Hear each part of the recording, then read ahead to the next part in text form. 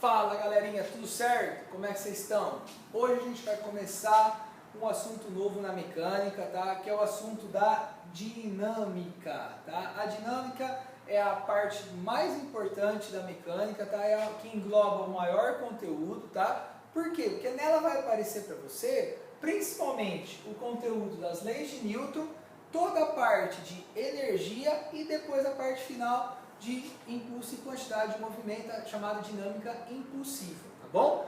Hoje a gente vai começar a estudar as leis de Newton, tá? Matéria importante, você talvez já tenha visto isso lá desde o 9º ano, tá? Hoje a gente vai tentar fechar essas 3 leis. Na próxima aula minha eu vou mostrar para vocês como ocorrem essas 3 leis nos tipos de força que a gente vai estudar, tudo bem? Então, primeira coisa, né? A dinâmica vai estudar, basicamente, as forças. Por que, professor, as forças? Porque são elas que causam o movimento. Quando você vai lá e empurra um objeto, dependendo da força que você faz, você pode movimentar esse objeto. Tá? É muito comum isso acontecer. Para você entender um pouquinho a lei de Newton, você tem que entender, primeiramente, o que é o conceito de inércia. Tá? A palavra é muito comum nessa matéria. Gente, o que é a inércia? A inércia mede uma capacidade. Capacidade do quê? De você manter o corpo no que nós chamamos de estado inercial. Como é estranho a gente falar estado inercial, mais fácil é a capacidade de manter a velocidade dos corpos. E ele depende da massa daquele corpinho. Vamos te dar um exemplo. Por exemplo, se você pega uma cadeira e vai lá e aplica uma força, você não precisa aplicar uma força muito alta para colocar essa cadeira em movimento. Por quê, professor? Porque a massa dela é muito pequena. Agora, imagina você tendo uma pedra gigantesca, você ir lá tentando empurrar. Não é muito mais difícil? Dependendo, se você for muito forte, você até consegue. Mas qual é o problema?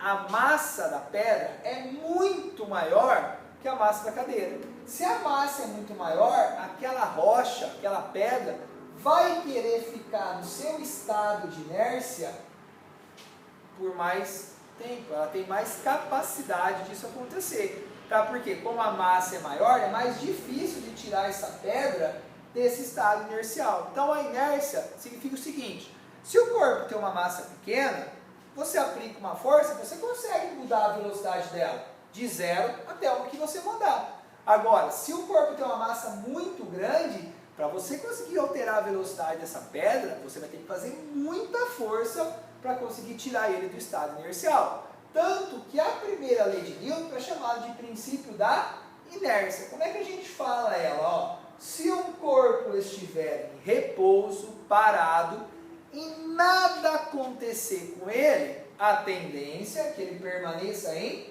repouso. Então, se o objeto está parado e nenhuma força resultante estiver atuando sobre ele, o que é a força resultante, galera? A força resultante é a força total. Tá? Jamais você pode dizer que não tem força. O aluno adora errar isso principalmente. Você nunca pode falar que na primeira lei de Newton não existe força. Sempre existe força. Por exemplo, como é que você vai eliminar a força da gravidade com a força-peso? Não dá.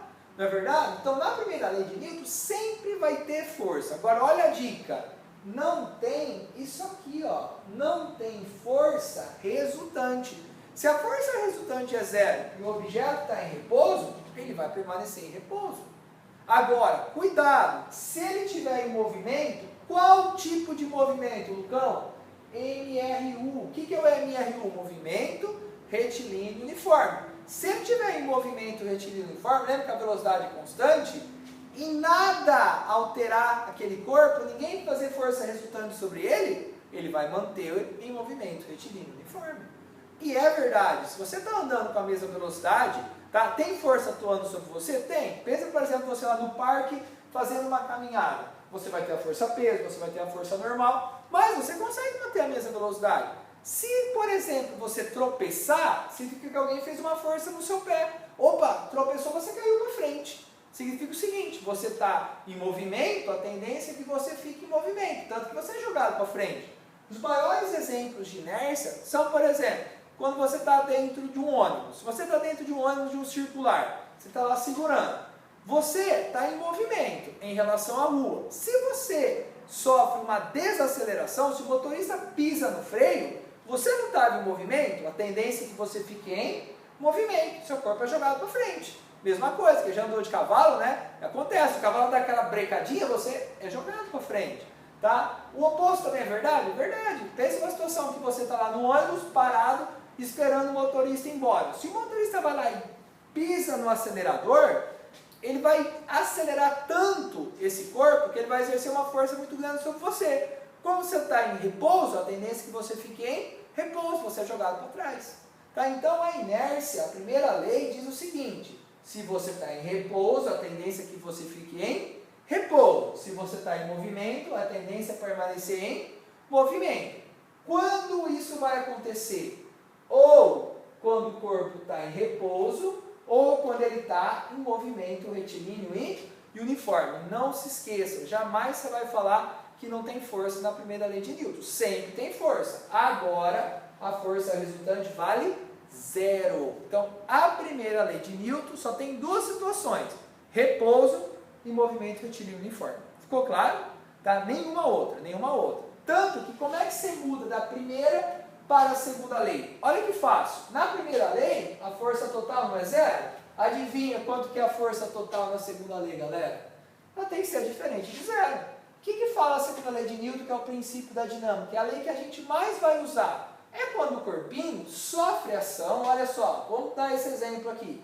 Eu tenho uma certa massinha e nela atuam 3 forças. A força 1, a força 2, a força 3. 3 vetores, forças atuando sobre ele. Se você fizer essa soma vetorial e a força resultante for para a direita, significa o seguinte, ó.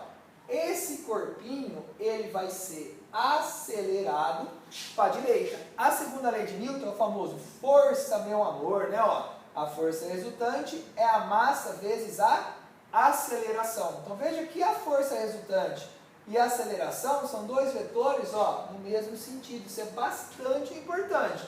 O vetor aceleração e o vetor força resultante sempre vai ter o mesmo sentido. E a constante entre eles é a massa. Tanto, né, ó, que a massa é um valor constante. Se você quiser fazer um gráfico da força pela aceleração, qualquer ponto que eu escolher aqui, eu sempre vou obter o mesmo valor de massa. Tá? A força é a massa vezes a aceleração. Se você passar, por exemplo, a massa dividindo, você pode escrever, por exemplo, que a aceleração é a força sobre a massa.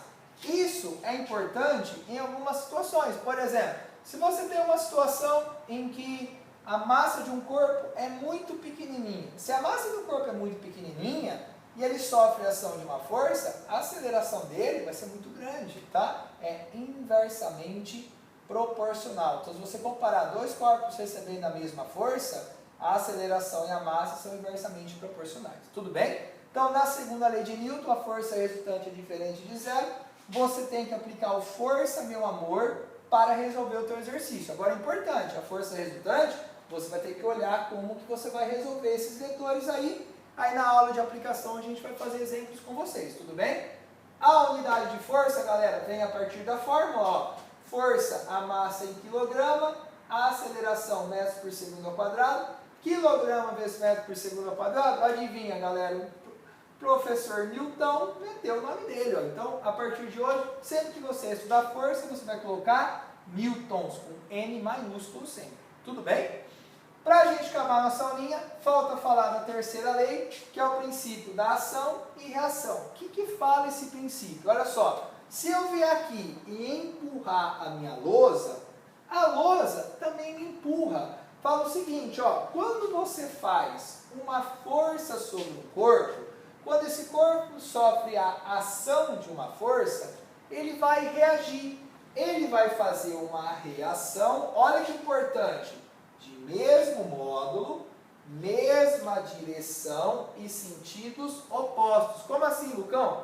Se eu vier aqui na lousa e der um soco nela de 100 newtons, a lousa vai bater na minha mão, vai socar a minha mão com também 100 newtons, porém em sentidos opostos. Outra coisa importante, galera, o par de forças, ação e reação, sempre ocorre em corpos distintos. Como assim, Lucão? Eu tenho o corpo A e o corpo B, ok? Eles são diferentes, eles estão são distintos aí, tá? O que vai acontecer? Se o corpinho A fizer uma força no corpo B, eu vou chamar ela de FAB. O que é o FAB? A força que A está fazendo em B. O corpinho B não vai gostar, ele vai reagir com uma força em A. Como é que a gente lê isso aqui? É a força que B faz em A. Veja que são corpos diferentes. Jamais, galera, o par ação e reação está no mesmo corpo. Isso é um grande erro do aluno. Ação e reação, as forças sempre têm que estar em corpos diferentes. Jamais você pode colocar a força de ação e a força de reação no mesmo corpo. Isso é bastante importante, dica valiosa do Lucão. Perceba que a força azulzinha está na mesma direção. Está vendo a mesma linha laranja?